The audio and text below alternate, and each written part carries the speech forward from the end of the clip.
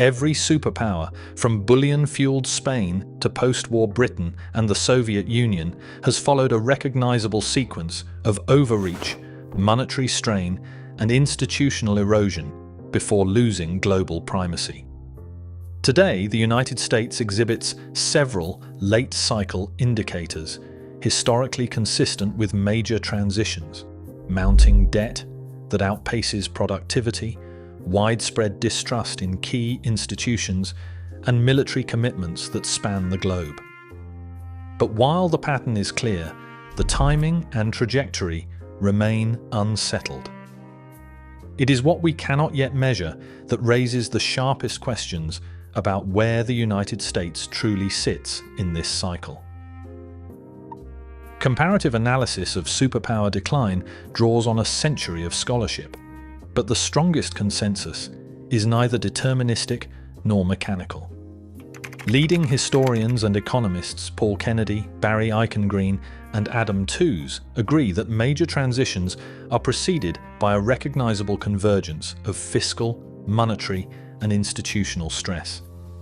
Yet the pattern is not a fixed sequence or a law of nature. Instead, it is a set of recurring pressures that interact, sometimes reinforcing, sometimes delaying one another. Spain's reliance on New World bullion, Britain's post-war balance of payments crises, and the Soviet Union's stagnation each illustrate how overextension, currency strain, and institutional erosion tend to cluster before a loss of global primacy. But these episodes differ in speed, triggers, and outcomes. Modern meta-studies emphasize that the collapse pattern is best understood probabilistically. The presence of late-cycle symptoms, such as debt rising faster than productive output or mounting distrust in core institutions, raises the likelihood of transition but does not guarantee collapse or dictate its timing. Empirical research finds that fiscal and monetary stress often appear together, with institutional weakness compounding their effects, rather than unfolding in neat stages. This approach anchors the analysis in evidence, allowing for variation and contingency, while recognizing that the same stress configurations have preceded every major power's decline.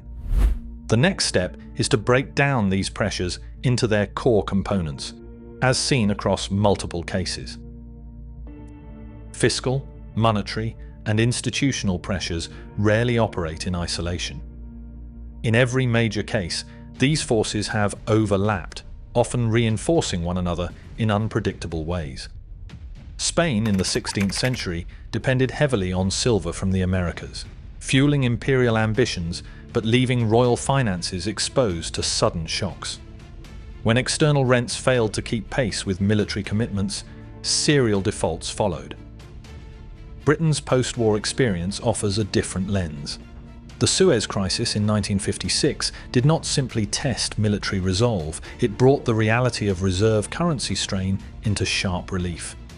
As sterling's global role weakened, financial leverage shifted, and foreign central banks began to hedge their exposure. The Soviet Union, meanwhile, illustrates how institutional weakness can accelerate decline. By the late 1980s, administrative capacity had eroded so deeply that policy became reactive and fragmented, hastening collapse once economic and fiscal stress reached a tipping point. These cases reveal a taxonomy of pressures that interact in complex patterns. Fiscal overreach, reserve currency strain, and institutional decay are not sequential stages, but interlocking dynamics. Each can act as a catalyst or amplifier, depending on the underlying structure and external environment. The pattern is not a checklist. It is a web of vulnerabilities that can tighten or loosen over time. As the analysis moves forward, these categories will serve as operational markers, tools for diagnosing where a superpower stands within the broader cycle of rise and retrenchment. Britain's 1956 Suez intervention offers a concise lesson in the costs of military overextension. When British and French forces landed in Egypt without US support, the operation quickly ran into financial headwinds. Under pressure from Washington, sterling reserves were threatened, and Britain was forced to withdraw within a week. The episode exposed how global military ambition, unsupported by underlying economic strength, can accelerate strategic retrenchment. Today, the United States maintains a defense posture that dwarfs its historical peers. The Department of Defense's 2025 budget request stands at $849.8 billion, representing roughly 35 to 40% of all global military spending. Around 140,000 American military personnel are stationed across more than 140 countries, with permanent bases, rotational deployments, and forward platforms stretching from Europe to the Indo-Pacific. Nuclear modernization alone will require nearly $1 trillion over the next decade, a commitment layered atop ongoing operational and sustainment costs. This worldwide presence is not simply a matter of strategy, it is a persistent fiscal commitment that shapes the federal budget and constrains future options. The scale of these obligations, unmatched in the modern era, offers a clear, quantifiable measure of the resource demands that define late-cycle overextension. As defense budgets absorb a growing share of national output, the tension between global commitments and fiscal elasticity becomes increasingly difficult to ignore. Spain's imperial fortunes once depended on a steady flow of silver across the Atlantic. The bullion fleets funded wars and courtly ambition, but every shipment tied Madrid's credibility to external windfalls. When silver exports faltered, royal finances unraveled. Today, the United States faces a different, though structurally similar, test. The dollar accounts for roughly 58 to 60% of disclosed global foreign exchange reserves, according to the International Monetary Fund COFA database, a figure down from over 70% in the early 2000s.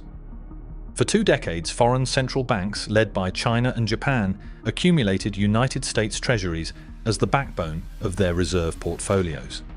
That demand provided Washington with a unique advantage, the ability to borrow at lower rates, enjoying seigniorage benefits estimated at $60 to $80 billion annually in recent years. Yet the pattern has shifted. Treasury International Capital data show foreign official holdings of United States government debt plateaued after 2021, hovering near $2.4 trillion through 2024, even as United States deficits continued to climb. China's holdings have dropped from $1.1 trillion in 2015 to $768 billion in 2024, while Japan's remain stable. Some diversification into euros, yen, and gold is evident across reserve managers.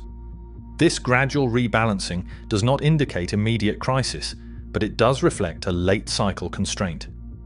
The world's willingness to absorb ever-rising United States liabilities is no longer unlimited. Financing costs become more sensitive to shifts in foreign appetite, and the margin for policy error narrows as external support levels off. The reserve role, once a source of automatic advantage, now operates under more conditional terms. By the late 1980s, the Soviet Union faced a convergence of fiscal and institutional exhaustion. Total factor productivity growth had stalled, deficits mounted, and the bureaucracy struggled to coordinate even basic policy. The resulting vacuum accelerated the end of the system in less than 3 years. Turning to the United States, the evidence now points to a widening gap between debt and productive capacity. Federal debt held by the public has surpassed 100% of gross domestic product, more than doubling since 2000, with the Congressional Budget Office projecting a continued climb under current policies. At the same time, total factor productivity growth has slowed to just 0.4% annually since 2009, well below the post-war average. This pattern, rising leverage without corresponding gains in output, has historically constrained the ability of great powers to respond to shocks. The pressure is not limited to fiscal arithmetic. Trust in federal institutions has fallen to 22%, according to Pew Research, near the lowest levels on record.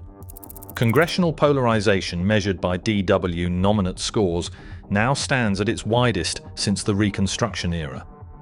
The 2011 downgrade of United States sovereign credit by S&P, citing political brinkmanship rather than purely economic factors, underscored how governance frictions can amplify fiscal risk. The procedural gridlock, visible in repeated debt ceiling standoffs and the growing number of vacant Senate-confirmed posts, further narrows the space for coherent policy response. These late-cycle indicators reveal a system operating near its internal limits, with both fiscal and institutional buffers stretched thin. Shockwaves now travel through global systems at speeds that would have been unthinkable in earlier eras. In today's financial markets, over 60% of US equity trades are executed by algorithms, allowing price signals to adjust worldwide in milliseconds. When supply chains stalled in 2021, the average container sat at the port of Los Angeles for more than 8 days, nearly triple pre-pandemic norms. Freight rates between Shanghai and Los Angeles then soared by up to 7 times within months. The Federal Reserve expanded its balance sheet by more than $4.5 trillion in under 2 years, injecting liquidity at a pace unmatched in history. Cyber risks add a new layer.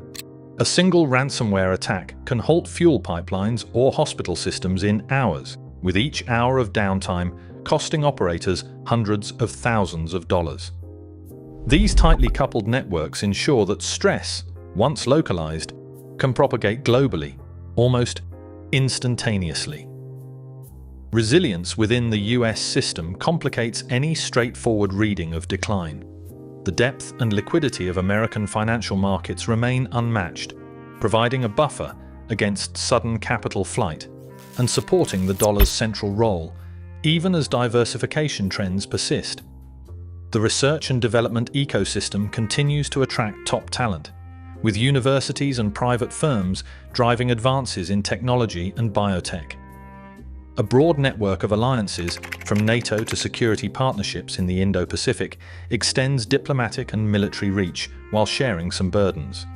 Shale energy output and a steady flow of working-age immigrants differentiate the US from other aging economies, reinforcing productive capacity. These factors do not erase late-cycle pressures, but they introduce counterweights that make linear forecasts unreliable. The interplay between structural strengths and accumulating vulnerabilities leaves the outcome uncertain, suspended between historical precedent and the possibility of adaptation.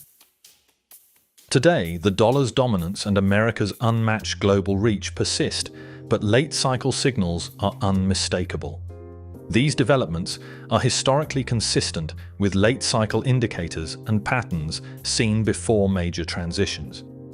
The question is not whether the collapse pattern exists, but whether awareness and deliberate reform can alter its course.